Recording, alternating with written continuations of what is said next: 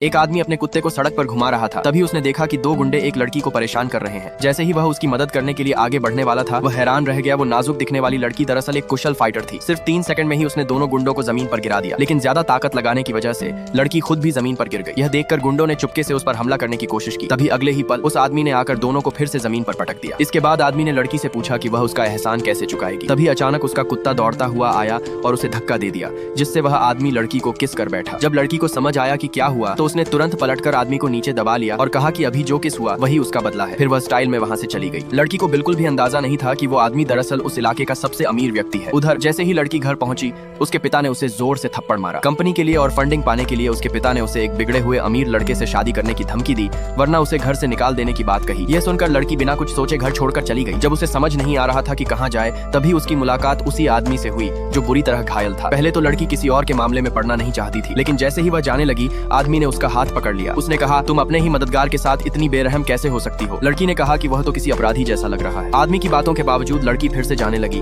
तभी आदमी ने कहा कि उसके पास लड़की के खिलाफ कुछ राज्य है। मजबूरी में लड़की उसे अपने घर ले आई। लड़की ने हैरानी से पूछा कि वह अस्पताल क्यों नहीं गया। आदमी ने कहा कि कोई उसे संभालने के लिए जल्द ही आ जाएगा। जब लड़की वापस आई तो उसने देखा कि आदमी जमीन पर पड़ा है। उसने पैर से उसे दबाकर देखा कि उसकी धड़कन चल रही है या नहीं। अचानक आदमी ने उसका पैर पकड़ लिया, जिससे लड़की गिर पड़ी।